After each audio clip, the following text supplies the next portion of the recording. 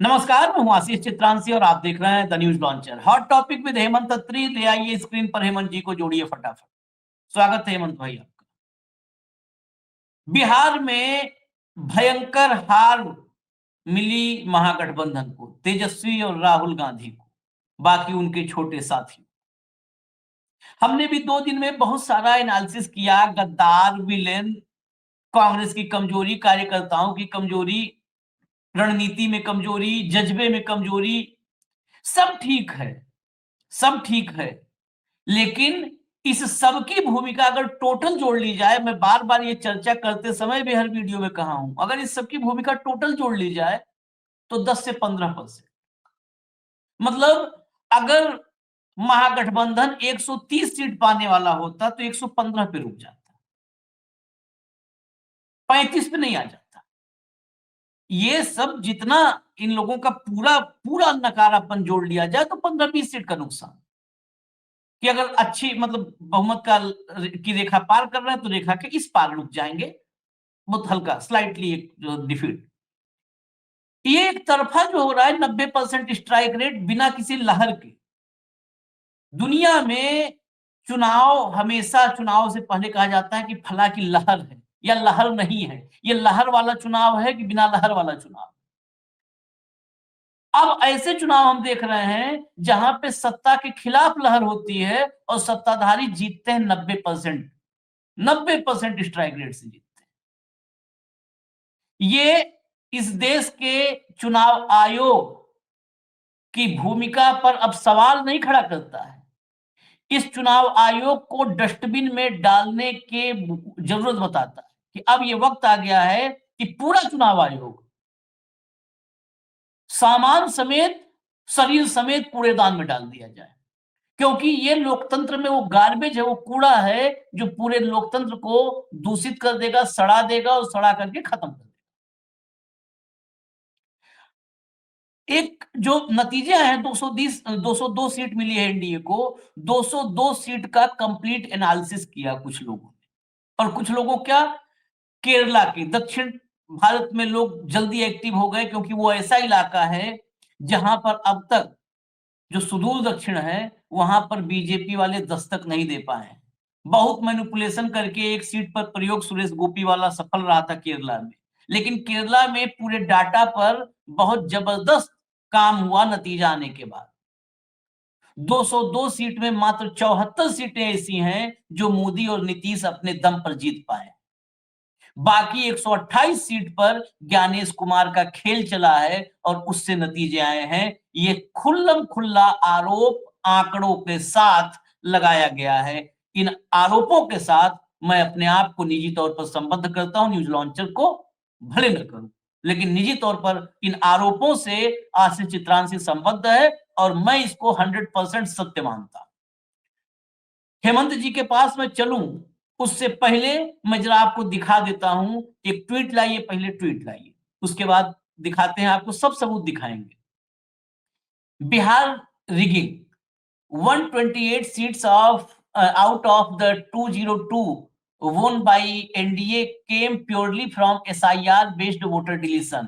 जो 202 सीटें एनडीए ने जीती हैं उसमें 128 सीट विशुद्ध रूप से एसआईआर पर आधारित जो मतदाताओं को उड़ाया गया, डिलीशन हुआ, उनका डिलीट किया गया मतदाताओं को, उससे मिली है ये 128 सीटों पर जीत। We analyzed the voter deletion data published by the ECI as ordered by the Supreme Court and compared it with the victory margins in each constituency। हमने जो ईसीआई का डिलीशन डाटा जो आया है सुप्रीम कोर्ट के order पर, जो publish किया ईसीआई ने, उसको कंस्टिट्यूएंसी वाइज जो विक्ट्री का मार्जिन है उसके साथ कंपेयर किया, तुलना की उसकी। The pattern is unmistakable genuine, मतलब बिना गलती के एकदम गजब का पैटर्न मिला है। Living voters were removed arbitrarily under SIR. जिंदा लोग तो सुप्रीम कोर्ट में सबने देख लिया कि डिलीट किए गए। SIR was supposed to identify and remove illegal immigrants from Bangladesh, Myanmar and Nepal. मतलब नेपाल, म्यांमार, बांग्लादेश के घुसपैठियों को मतलब पहचान के उनको बाहर करने के लिए किया गया था SIR, but in the entire data set released by the ECI not even one illegal immigrant was found. मतलब जो डाटा जारी किया गया उसमें एक भी अवैध इमिग्रेंट मतलब घुसपैठिया, हम अमित शाह की भाषा में कहें घुसपैठिया नहीं मिला। What actually happened was a wholesale purge in the name of SIR to remove poor and vulnerable voters who were suffering under the NDA। जो गरीब कमजोर मतदाता उन सबको हटाया गया जो एनडीए की सरकार में पीड़ित हैं, शोषित हैं। After striking them off the roll they prevented whoever was left from voting and they walked away with a fully stage managed election। Stage managed election, इसीलिए इसके नतीजों को हमने डिजाइनर रिजल्ट्स कहा था। अब मैं आपको कुछ एग्जांपल दिखाता हूं, ये और अभी आगे सरल भाषा में हेमंत जी सब दिखाएंगे, बताएंगे। कुछ एग्जांपल दिखाता हूं बस। ये देखिए, ये बीजेपी अगियाव सीट है, यहाँ बीजेपी आगे निकल गई, जीती बीजेपी। नीचे आ जाइए, इसमें एकदम नीचे आ जाइए, फटाफट नीचे ही दिखाना है, एक तो ऊपर सीट का नाम फिर नीचे दिखाना है। नीचे चलिए, चलिए भाई चलिए नीचे। ये रुकिए, अब रुकिए। पिछली बार यहाँ बीजेपी जीती, पिछली बार यहाँ सीपीआईएमएल जीती थी। यहाँ इस सीट पर जो वोटर डिलीशन हुआ है वो 12,548 वोट डिलीट किए गए, 12,548 वोट डिलीट किए गए। और विक्ट्री मार्जिन यहाँ पर कितनी है? 95। 95। नेक्स्ट, अगली फोटो।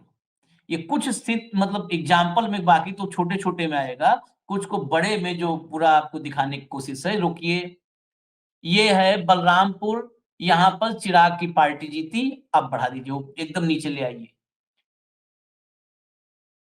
ये देखिए, यहाँ पर पिछली बार सीपीआईएमएल माले ये भी सीट जीती थी। यहाँ पर 17,675 मतदाता डिलीट किए गए, कितने से जीते हैं? 389। आगे बढ़िए, अगला लाइए, अगला लाइए।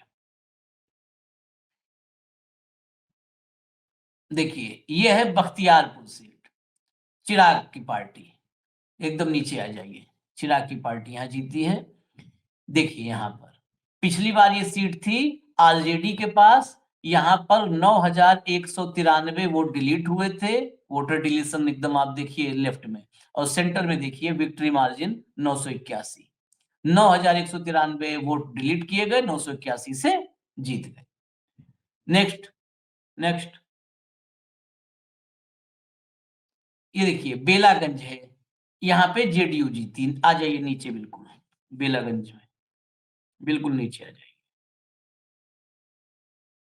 बेलागंज यहाँ पर 15,161 वोट जो है डिलीट किए गए, और यहाँ पर विक्ट्री मार्जिन है 2,882। 2,882। नेक्स्ट आइए, औरंगाबाद। औरंगाबाद वाला दिखा फटाफट। औरंगाबाद नीचे आ जाइए। औरंगाबाद यहाँ पर बीजेपी जीती। देखिए 18,555 वोट डिलीट किए गए, और जीत का मार्जिन मात्र 6,794 है। पिछली बार ये सीट कांग्रेस ने जीती थी। अब 128 सीटें ऐसी हैं 202 में, इसलिए एग्जाम्पल दिखा है 128, 202 में 128 सीटें ऐसी हैं जहां पर एनडीए की पार्टियां यानी बीजेपी, जेडीयू, एलजेपी या हम या उपेंद्र कुशवाहा की पार्टी, इनके प्रत्याशी के जीत की जो मार्जिन है वो डिलीट किए गए वोटों से कम है। मतलब अगर वो वोट डिलीट नहीं हुए होते तो इनके जीत की कोई गारंटी नहीं थी। वोट डिलीट हुए हैं 20, ये जीते हैं 2 वोट से। इतना बड़ा एक मतलब गैप है। ये 128 सीट बिल्कुल स्पष्ट दिख रहा है कि वोट डिलीट करके जीते गए। अब एक बात और दर्शकों के मन में होगा, मैं पहले ही वो शंका भी क्लियर कर दूं कि ऐसा भी हो सकता है कि महागठबंधन में कुछ ऐसी सीटें जीती हो जहां पर जीत का margin number of deleted vote से कम हो। तो अब तक जो जानकारी है, देखिए हम तो जो रिसर्च कर रहे लोग हैं उन्हीं के हवाले से बता रहे हैं। अब तक कोई ऐसी सीट की जानकारी नहीं है जिस पर RJD Congress number of deleted votes से कम मार्जिन से जीते हो। कुछ सीटें हैं जिन पे आखिरी समय में 30 और 178 से बसपा एक सीट 30 वोट से जीती, 30 वोट से, लेकिन वो बसपा जीती है। एक सीट कांग्रेस जीती है, मैं वो सब याद है मुझे, वो याद दिला दे रहा हूँ। एक सीट करीब 200 वोट से, पौने 200 वोट से जीती है। लेकिन उस सीट पर नंबर ऑफ डिलीटेड वोट्स अभी चेक करना है। हो सकता है कुछ ऐसी भी सीटें हैं जहां पर वोट मतलब जुड़ गए थोड़ा-सा या एकदम एग्जैक्ट रह गए। तो वो सब भी अभी हेमंत भाई के पास बहुत है। जब हेमंत भाई से हम चर्चा करेंगे, तो साइड में पूरे 202 सीट की सूची दिखा दीजिएगा, जिसमें 128 सीटें, बिल्कुल 202 सीट की हम सूची दिखा रहे हैं, ताकि आप लोग भी नोट डाउन करके उस पे काम कर सकें। हो सकता है कुछ उसमें कहीं गलती हो, तो हमारा भी ध्यान जाएगा उन गलतियों पर। हेमंत भाई, इससे बड़ा सबूत अब वो वेणुगोपाल कह रहे थे हम सबूत खोजेंगे, सबूत तो आ गया। अब बताओ ना, अब आगे की लड़ाई की बात हमको लगता है होनी चाहिए कि आगे की लड़ाई कैसी होगी। सबूत तो आ गया सामने भाई, अब इससे ज्यादा क्या सबूत लोगे। 74 सीट है इनकी औकात, 243 में 74 सीट इनकी औकात है, मिलजुल के सब, भाजपा जदयू सब मिलके, पांचों मिलके। आशीष भाई नमस्कार, आपको सारे दर्शक साथियों को भी। देखिए, जो बात 25 जून से लेकर के और 14 तारीख तक हम बीच में कहा करते रिजल्ट आने से पहले कि बीजेपी का पूरा एनडीए का अलायंस 100 सीट नहीं पकड़ेगा, वो इस डेटा ने स्टेब्लिश कर दिया कि कुल मिला के 74 का जुगाड़ था इनका। अगर अगर डेमोक्रेटिक वोटिंग होती, डेमोक्रेटिक प्रोसेस के तहत वोटिंग होती, ये जो आप देख रहे हो, ये जो मैं दिखा रहा हूं आपके सामने, ये डेमोक्रेटिक वोटिंग नहीं होती। इसको चुनावी इंजीनियरिंग कहते हैं, डेटा मैनिपुलेशन के जरिए। साधारण भाषा में, मैं अपने आम भाषा में बात कर रहा हूं, बोलचाल की भाषा में। और इसको पूरा एक्सप्लेन करेंगे हम। ये पूरी की पूरी 202 सीटें हैं जो भाजपा ने और एनडीए ने जीती है। थोड़ा स्लो चलाइएगा, साथ साथ चलाते जाइएगा। एनडीए ने, आशीष भाई, जो 128 सीटें जीती 202 में से, वो एसआईआर बेस्ड डिलीशन के आधार पर जीती हैं। ये सारा डेटा आपको वो दिखा रहा है। एक बार टॉप पे ले चलिए, रोक दीजिए जरा, मैं बता दूं इसमें देखने का तरीका। एक एक हाँ, सीट हाँ। बताना, समझना। इसमें इसमें क्या है आशीष भाई कि नंबर 1 पे कंस्टिट्यूएंसी है, उसके बाद डिलीटेड वोटर है, कितने वोट डिलीट हुए थे एसआईआर में, उसके बाद विनर का नाम है, फिर विक्ट्री मार्जिन है, टोटल उसको वोट्स कितने मिले, फिर मार्जिन है, और फिर डिलीटेड का मार्जिन है उसमें। ये है सारे का सारा कि डिलीटेड कितनी और जीत कितनी, खेल क्या है, ये सारा लास्ट कॉलम के अंदर। ठीक, थोड़ा सा साधारण उसमें। अब पैटर्न देखिए क्या है। ये इसको चुनाव नहीं कहते, इसको इलेक्टोरल इंजीनियरिंग कहते हैं, जिसको हम इलेक्टोरल ऑटोक्रेसी भी कहते हैं कई बार, कि चुनाव से पहले चित्रांशी बता देंगे कि किस किस को जीतना है और किस किस को हारना है, बात खत्म। उसके हिसाब से सारी तैयारी की जाएगी। तो इसको बिल्कुल लेमन की भाषा में मैं लेके आ रहा हूं, साधारणतम भाषा में। औसत जो ये 128 सीट है, इनमें जो औसत जो डिलीट वोटर किए गए वो थे 36,730। जो ये 128 सीट उनकी बात कर रहा हूं। उसके बाद जो औसत जीत का अंतर है इन 128 सीटों में, वो है 11,939। डिलीट किए 36,730 और घटे 11,939, जीते। जो प्रभाव है जीत के अंतर का, वो है 2.08 गुना। ठीक, विश्लेषण किए गए 94.7 निर्वाचन क्षेत्रों में एनडीए के दलों ने जीत हासिल की है, 94.7। और आंकड़े कभी भी झूठ नहीं बोलते। ये दर्शाते क्या है कि इसमें हटाए गए मतदाताओं की संख्या जीत के अंतर से औसतन 108% अधिक थी। जीत के अंतर से 108% अधिक। मैं, जैसे आपने कुछ एग्जांपल दिए, मैं वैसे बहुत छोटे से एग्जांपल दे रहा हूं। संदेश एक जगह है, जेडीयू जीती वहां पे, 27 वोटों से जीती वो। कितनी वोटों से? 27 वोटों से। और वहां वोट कितने हटाए गए थे? 25,062। 25,062 वोट हटा करके जेडीयू जीता कुल 27 वोटों से। और जो हटाए गए वोटर और जीत का अंतर 892 गुना। इसको इलेक्ट्रॉल इंजीनियरिंग कहते हैं। उसके बाद नबीनगर आज ये जेडीयू सीट जीत गई है। नबीनगर 112 वोटों से जीती है जेडीयू, और वोट कितने हटाए? 24,530। 112 वोटों से जीतने के लिए 24,530। हार अंतर का 216 गुना। बलरामपुर आपने जिक्र भी किया बलरामपुर का, लोक जनशक्ति पार्टी 389 वोटों से जीते और 29,254 मतदाताओं के नाम हटाए गए। ठीक, 74 गुना हार जीत के अंतर से 74 गुना नाम हटा दिए गए। तरैया भाजपा सीट जीती है 1329 वोटों से, और वोट कितने हटाए? 32,095, अंतर का 23 गुना। ये एग्जाम्पल है और ये नया चुनाव है आपका। इसके बाद कोई कुछ कहने को बचता हो तो आप बता दीजिए। औसत जीत का अंतर 11,939 मतदाता और हटाए हुए का 36,730, जैसा मैंने आपको बताया। तो कम से कम 3 गुना ज्यादा वोटर हटाए गए। दलीय विभाजन जो थे, जो उसमें एनडीए की जीत हुई है, भाजपा 6 निर्वाचन क्षेत्र थी, औसत डिलीशन 41,946, जेडीयू 9, औसत डिलीशन 37,695, लोजपा 3 निर्वाचन क्षेत्र, औसत 29,570। ये मैं कुछ का बता रहा हूं आपको। बेसिकली क्या है, एसआईआर किस लिए करवाया था आपने? आपने कराया था कि जो बांग्लादेश, म्यांमार और नेपाल के अवैध वोटर हैं उनको वोटिंग लिस्ट से निकालने के लिए। ठीक, और उसमें किया क्या गया? उसमें एक भी अवैध प्रवासी का नाम आज तक ना तो ज्ञानेश गुप्ता ने बताया और ना अपने क्या नाम है उनके नाम पर, जो विदेशियों के नाम पर जो वोट मांगते थे अमित शाह जी, उन्होंने आज तक आपको बताया। उसके बावजूद भी उस श्रेणी में 7,34,599 वोटर्स हटा दिए गए। ठीक, ये है, विदेशी नागरिक नहीं थे। जो नाम हटाने का लक्ष्य था वो था, जैसा आपने कहा शुरू में, वो ट्वीट जो पढ़ा था, कि आर्थिक रूप से कमजोर आबादी जिन्हें मताधिकार से वंचित करने की पूरी साजिश अभी भी है, हमेशा से रही है। दूसरा, विपक्ष के गढ़ जो थे जहां पर, वहां पर बड़े मात्रा में वोट हटाए गए, टारगेट करके। जो पन्ना प्रमुखों के जरिए जो होता है वो बता देंगे कि आशीष चित्रांशी किसका वोटर है, हेमंत अत्री किसका है, उनका इलाज करने के लिए।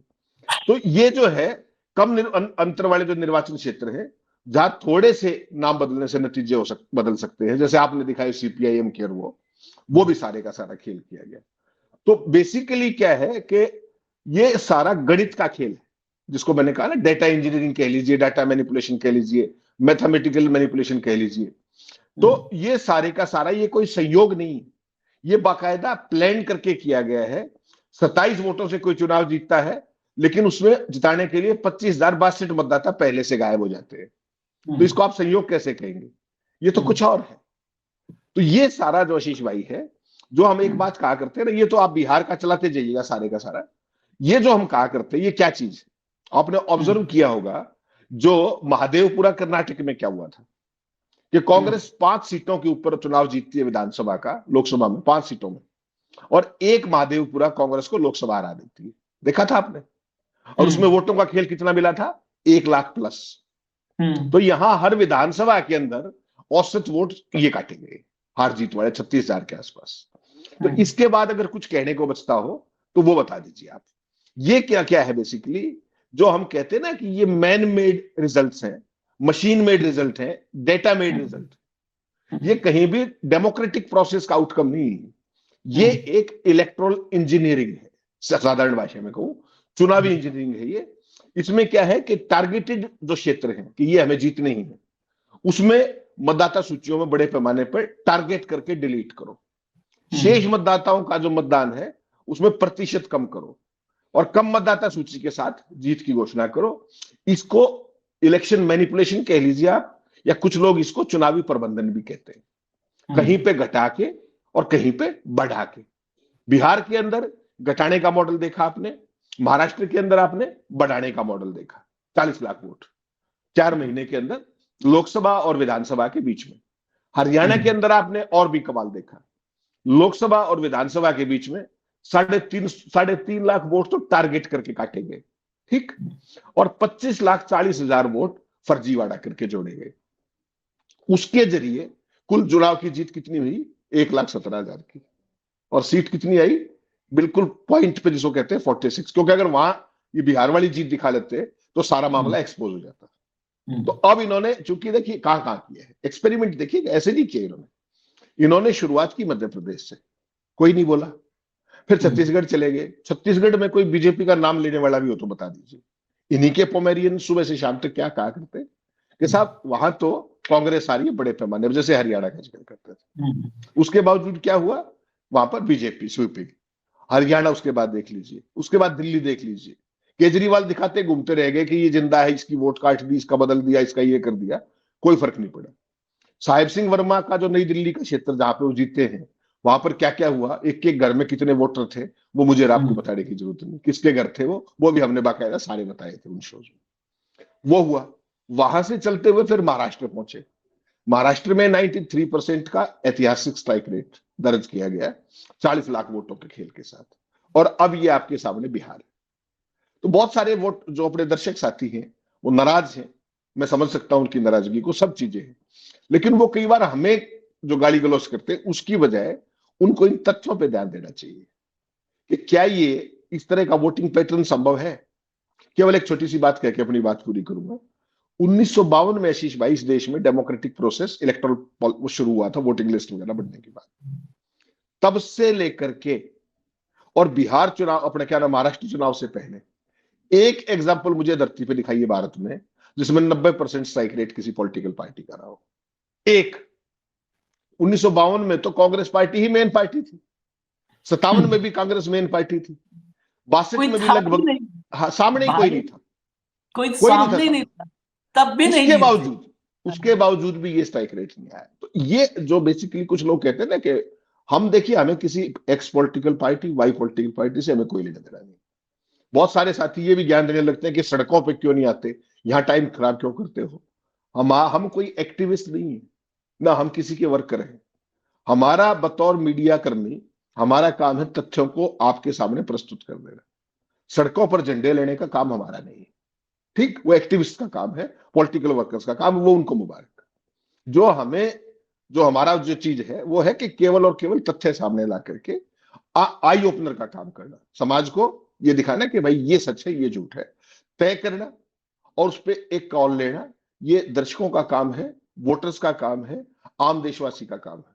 मेरे से आपसे ये कोई उम्मीद करता है कि हम नारेबाजी करें, तो मुझे लगता है वो थोड़ा ज्यादा है और वो नासमझी भी है, अपरिपक्वता है। इतना मुझे कहना है।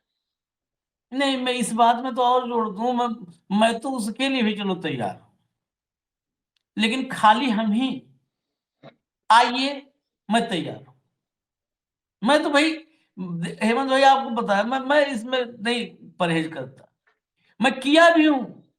इसी ईवीएम और उसके बारे में जब हुआ तो मुझे लोगों ने बताया कि फला डेट पे फला जगह आना है, मैं गया। ऐसा नहीं कि कोई बहुत नितांत गोपनीय बात है, सैकड़ों लोग इस बात को जानते हैं कि मैं गया,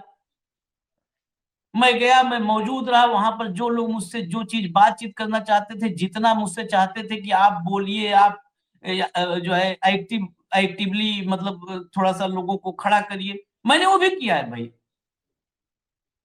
मैं इसमें बिल्कुल भी नहीं कोई, मतलब ढकने छिपने की बात करता, छिपाने की बात करता है। और मेरा थोड़ा सा डिफर करता है राय इसमें, क्योंकि जो जर्नलिस्ट होता है, पत्रकार को मैं ये मानता हूं कि पत्रकार का काम ये होता है कि जो समाज में दबा कुचला, वंचित, शोषित जो भी है, उसकी बात उठाए, उसकी आवाज, मतलब सरकार तक, सत्ता तक आम आदमी की आवाज मीडियम बने। मतलब पब्लिक में, जनता के और सत्ता के बीच का जो मीडियम होता है, यहाँ की आवाज वहां तक पहुंचाने का। संविधान में लिखा है ना कि समाज के आखिरी पायदान पर खड़ा व्यक्ति सत्ता के शीर्ष पर खड़े व्यक्ति से यहाँ पर सवाल कर सकता है, उसकी आवाज अब पहुंचा सकता है। तो आप कल्पना कीजिए, समाज के आखिरी पायदान पर खड़े व्यक्ति का तो की आवाज उसके घर वालों तक नहीं जाती है, तो कहां तक किसे आएगी। वो काम पत्रकार का है, और ये काम जो भी व्यक्ति करता है, मैं ये आपसे भी कहूंगा हेमंत भाई, कि इसको कभी भी सड़क पर उतरने को मत मानिए एक्टिविस्ट होना। हाँ, जो भी कमजोर, दलित, पीड़ित, वंचित की आवाज उठाएगा वो एक्टिविस्ट हो गया। तो जर्नलिस्ट हमेशा, मतलब एक उसके भीतर एक एक्टिविस्ट होता है, तभी तो वो साहस ये कर पाता है कि हम आम आदमी की बात सरकार तक पहुंचाएं। एक गुस्ताखी है ना, आज के सिस्टम में तो कसूर है, गुनाह है, पाप है। तो एक्टिविस्ट, लेकिन केवल ये सोचो कि जाए हम ही चले जाएं, अरे हमारे जाने से हो तो बताओ। मैं लिटरली कह रहा हूं, सिर्फ मेरी कुर्बानी से भी अगर इस देश का लोकतंत्र बचता है, तो बताओ कहां कुर्बान होना, मैं तैयार। इसीलिए मुझे खींच होती है जो खाली कमेंट में लिख दिया, अरे यार खाली यही बोल रहे हो, जाओ वहां पे। अरे हम कहाँ जाए, आप लोग तो घर में रजाई ओढ़ के ठंडी आ गई, सो गए हो। ये कोई कहता नहीं है, इसलिए नहीं कहता कि जैसे नेता कहते हैं कि इस देश की जनता बहुत समझदार है, वैसे यूट्यूबरों का भी है। आपकी भावनाओं को संतुष्ट रखना ये हर होशियार आदमी का काम है, कि वो कहे हमारे दर्शक बहुत समझदार हैं, हमारे दर्शक इस देश में लोकतंत्र बचा लेंगे। अरे इस लायक होते हम और हमारे दर्शक, तो लोकतंत्र बच गया होता, बिहार भी बच गया होता। हम नहीं है उस लायक, मानिए। आप नहीं मानिए तो मैं तो मानूंगा। मैं झूठे उसमें नहीं रहता, दिवा स्वप्न में और गफलत में। बहुत क्लियर। कड़वी बातें हैं, कड़वी बातें मुझे पता है कि कड़वी बातें फिर मुझे गाली दिलाएंगे, कोई बात नहीं भाई। आप लोग खुश होकर मुझे गरिया के बचता है लोकतंत्र, तो मैं खड़ा हो जाता हूं, चौराहे पे गरिया लो। पत्थर मार के मुझे अगर लोकतंत्र बचता है, ये अलोकतांत्रिक लोगों से देश आप लोग बचा सकते हो, तो जिस चौराहे कहोगे, मैं मोदी नहीं उस चौराहे पे मिलूंगा। मोदी ने कहा था नोटबंदी के बाद कि चौराहे पर मुझे खड़ा कर देना, आज तक चौराहा मैं खोज रहा हूं, आप लोग बताइए, मैं उस चौराहे पे मिलूंगा। उसमें आपके पीछे छिप करके भक्त बड़े पत्थर भी मार सकते हैं। लेकिन क्या करें, ये सबूत है, ये सबूत है। अब ये सबूत लेकर के वेणुगोपाल कह रहे थे काहे नहीं हम भड़के। वेणुगोपाल हम सबूत दिखाएंगे। अरे यार सबूत किसको दिखाओगे, तुम किसको दिखाओगे? ज्ञानेश कुमार को तुम्हारे सबूतों को ऐसे फाड़ करके रद्दी में फेंक देगा। दिखाई तो रहे हो इतने दिन से सबूत, कहां जाओगे? सुप्रीम कोर्ट जाओगे? सूर्यकांत तारीख 3 महीने बाद का लगा देंगे, कहेंगे हमें चुनाव आयोग में पूरा भरोसा है, आपको क्यों डाउट है? यही यही कहते हैं ना, आपको संदेह क्यों है, हमें तो पूरा भरोसा है चुनाव आयोग में। और कहीं अगर दीपांकर दत्ता के बेंच में लग गया, तो राहुल गांधी को ही डेमोक्रेसी परिभाषा समझाने लगेंगे। वो एक है दीपांकर दत्ता, वो भी सीजीआई बनेंगे, जस्टिस दीपांकर दत्ता। उनकी बेंच में अगर लग गया केस ना, तो राहुल गांधी को डेमोक्रेसी, राहुल गांधी को कॉन्स्टिट्यूशन, राहुल गांधी को चुनाव आयोग, राहुल गांधी को ज्ञानेश कुमार की ईमानदारी, सब वहीं पढ़ा भेजेंगे। तो कहां जाओगे सबूत लेके? आज तुषार गांधी ने एक ट्वीट किया है। तुषार गांधी का ट्वीट मैं आपको बता देता हूं, लगवाने का टाइम नहीं है, अच्छा होगा तो मैं लगवा भी देता हूं। तुषार गांधी, बापू महात्मा गांधी उन्हीं परिवार से हैं, उनके पर पोते हैं। लगा दीजिए भैया, जब अब चर्चा है तो दिखवा ही देते हैं, लगा ही दीजिए इसको। ये ट्वीट क्या लिखा है मैं पढ़ रहा हूं, जब भी रेडी होगा आप लगा दीजिएगा। तुषार गांधी ने लिखा है,